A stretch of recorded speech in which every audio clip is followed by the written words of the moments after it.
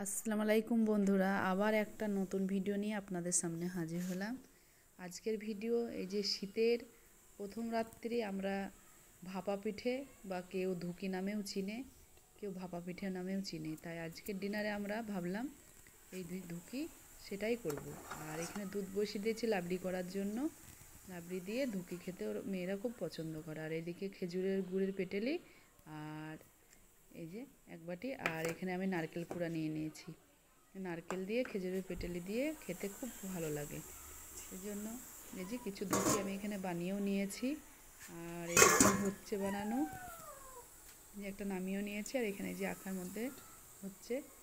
আর কীভাবে বানাচ্ছি আমি এই যে খেজুরের গুড়ের পেটালি দিয়ে আর যে নারকেল কুড়া দিয়ে দেখবেন। এই যে আমি প্রথমে চালের গুঁড়ি নিয়ে নিচ্ছি বাটির মধ্যে, হাফ বাটির মধ্যে আমি চালের গুঁড়ি ভরে নেব। তারপরে এর মধ্যে অল্প অল্প করে চারিদিকে খেজুরের পেটালিটা আমি চারিদিকে ছড়িয়ে দেবো এভাবে আস্তে আস্তে। হ্যাঁ, এই যে চালের গুঁড়ির মধ্যে এই খেজুরের গুড়ের পেটালি দেওয়ার জন্য আর এই নারকেল দেওয়ার জন্য এই যে ধুকির স্বাদটা অনেকটাই বেড়ে যায় আর খেতেও খুব ভালো লাগে। এইভাবে করলে খুব সুস্বাদু হয় আর খুব টেস্টি হয়। আমি যখনই ধুকি বানাই এইভাবেই বানানোর চেষ্টা করি। এইভাবে বানালে ছোট বড় সবাই আগ্রহ করে খায় আর খুব ভালোও লাগে। আমি এইভাবেই সমস্ত চালের গুঁড়ি দিয়ে ধুকিগুলো বানিয়ে নেব। আর এইভাবে আমি সবাইকে বানাচ্ছি আর এদিকে ওদেরকে বলছি তোমরা চলে আসো, কিন্তু গরম গরম ধুকিটা খেতে খুব ভালো লাগে।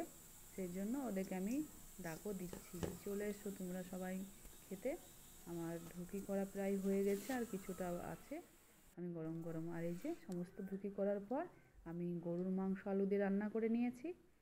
আর এই যে লাবড়িটা যেটা আমি গুড়ের পেটালি দিয়ে করে নিয়েছি সেটাও। আর শীতের সময় এই যে এমন গরুর মাংস দিয়ে এই যে গরম গরম ধুকি কে না খেতে ভালোবাসে, তাই না? তাই যদি আমার এই ছোট্ট ব্লগটা আপনাদের ভালো লেগে থাকে তাহলে শেয়ার করতে ভুলবেন না। আর এইভাবে এই যে আমি একটু আপনাদের খাইয়ে দেখাচ্ছি কেমন হয়েছে স্যার। খুব ভালো লাগে, খুব ভালো লাগে বন্ধুরা, তোমরা এইভাবে করবে, দেখবে তোমাদেরও খেতে খুব ভালো লাগবে। ছোট থেকে বড় সবাই পছন্দ করবে এভাবে খেতে। আর গেস্টরা তো আনন্দ পাবেই, বলবে খুব সুন্দর হয়েছে। আর এই যে আমি এক হাঁড়ি মাংস দিয়ে আলু রান্না করে নিয়েছি।